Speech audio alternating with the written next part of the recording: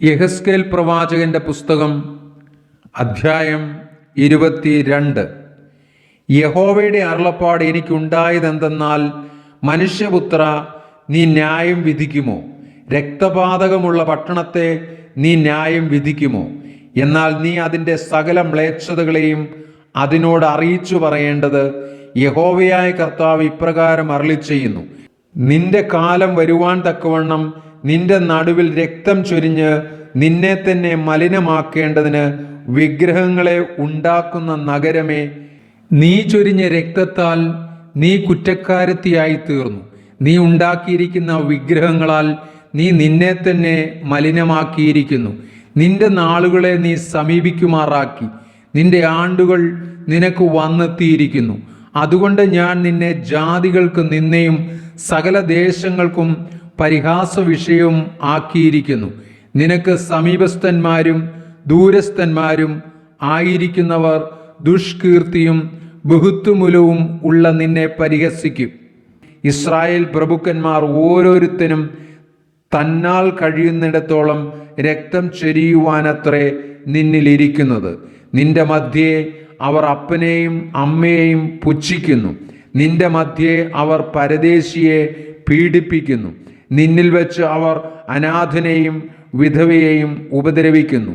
എൻ്റെ വിശുദ്ധ വസ്തുക്കളെ നീ ധിക്കരിച്ച് എൻ്റെ ശബത്തുക്കളെ അശുദ്ധമാക്കുന്നു. രക്തം ചൊരിയേണ്ടതിന് ഏഷണി പറയുന്നവർ നിന്നിലുണ്ട്. പൂജാഗിരികളിൽ ഭക്ഷണം കഴിക്കുന്നവർ നിന്നിലുണ്ട്. നിന്റെ നടുവിൽ അവർ ദുഷ്കർമ്മം പ്രവർത്തിക്കുന്നു. നിന്നിൽ അവർ അപ്പൻ്റെ നഗ്നത അനാവൃതമാക്കുന്നു. നിന്നിൽ വെച്ച് അവർ ഋതുമാലിന്യത്തിൽ ഇരിക്കുന്നവളെ വഷളാക്കുന്നു. ഒരുത്തൻ തൻ്റെ കൂട്ടുകാരൻ്റെ ഭാര്യയുമായി മ്ലേച്ഛത പ്രവർത്തിക്കുന്നു. മറ്റൊരുത്തൻ തൻ്റെ മരുമകളെ ദുർമര്യാദ പ്രവർത്തിച്ച് മലിനയാക്കുന്നു. വേറൊരുത്തൻ നിന്നിൽ വെച്ച് തൻ്റെ അപ്പൻ്റെ മകളായ സഹോദരിയെ വഷളാക്കുന്നു. രക്തം ചൊരിയേണ്ടതിന് അവർ നിന്നിൽ കൈക്കൂലി വാങ്ങുന്നു. പലിശയും ലാഭവും വാങ്ങി നീ കൂട്ടുകാരെ ഞെരുക്കി സമ്പാദ്യമുണ്ടാക്കി എന്നെ മറന്നു കളഞ്ഞിരിക്കുന്നു എന്ന് യഹോവയായ കർത്താവിൻ്റെ അരുളപ്പാട്. നീ സമ്പാദിച്ചിരിക്കുന്ന ലാഭത്തെയും നിന്റെ നടുവിലുണ്ടായ രക്തപാതകത്തെയും കുറിച്ച് ഞാൻ കൈകൊട്ടും. ഞാൻ നിന്നോട് കാര്യം തീർക്കുന്ന നാളിൽ നീ ധൈര്യത്തോടെ നിൽക്കുമോ? നിന്റെ കൈകൾ ബലപ്പെട്ടിരിക്കുമോ? യഹോവയായ ഞാൻ അത് അരുളി ചെയ്തിരിക്കുന്നു. ഞാൻ നിവർത്തിക്കുകയും ചെയ്യും. ഞാൻ നിന്നെ ജാതികളുടെ ഇടയിൽ ചിഹ്നിച്ച് രാജ്യങ്ങളിൽ ചിതറിച്ച് നിന്റെ മലിനത നിങ്കൽ നിന്ന് നീക്കും. ജാതികൾ കാണെ നീ നിന്നിൽ തന്നെ മലിനയായിത്തീരും. ഞാൻ യഹോവ എന്ന് നീ അറിയും.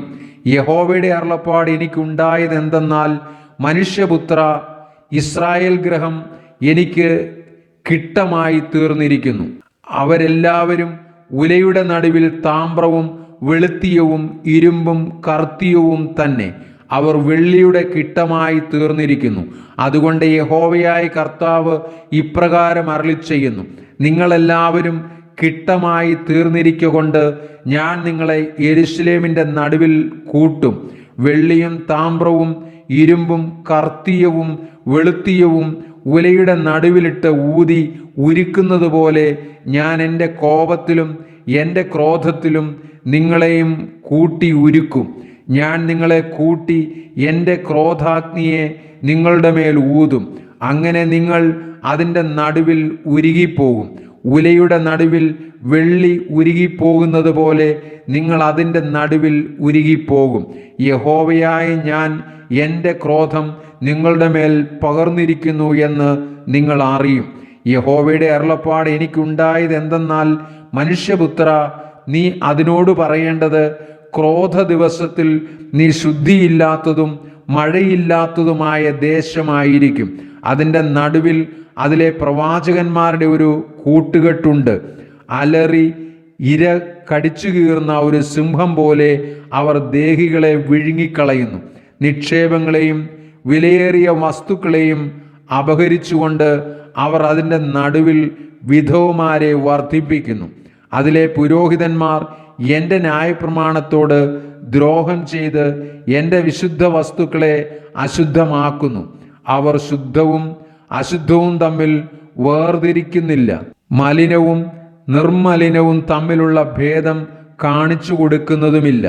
ഞാൻ അവരുടെ മധ്യേ അശുദ്ധനായി ഭവിക്കത്തക്കവണ്ണം അവർ എൻ്റെ ശബത്തുക്കളെ നോക്കാതെ കണ്ണുമറച്ചു കളയുന്നു. അതിൻ്റെ നടുവിലെ പ്രഭുക്കന്മാർ ലാഭമുണ്ടാക്കേണ്ടതിന് ഇര കടിച്ചു കീറുന്ന ചെന്നായ്ക്കളെ പോലെ രക്തം ചൊരിവാനും ദേഹികളെ നശിപ്പിപ്പാനും നോക്കുന്നു. അതിലെ പ്രവാചകന്മാർ വ്യാജം ദർശിച്ചും കള്ളപ്രശ്നം പറഞ്ഞും യഹോവ അരുളി ചെയ്യാതിരിക്കെ യഹോവയായ കർത്താവ് ഇപ്രകാരം അരുളി ചെയ്യുന്നു എന്ന് പറഞ്ഞുകൊണ്ട് അവർക്ക് കുമ്മായം തേക്കുന്നു.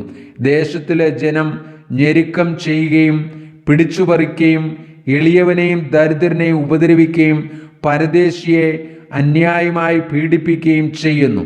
ഞാൻ ദേശത്തെ നശിപ്പിക്കാതെ വണ്ണം അതിന് മതിൽ കെട്ടി എൻ്റെ മുമ്പാകെ ഇടിവിൽ നിൽക്കേണ്ടതിന് ഒരു പുരുഷനെ ഞാൻ അവരുടെ ഇടയിൽ അന്വേഷിച്ചു, ആരെയും കണ്ടില്ലതാനും.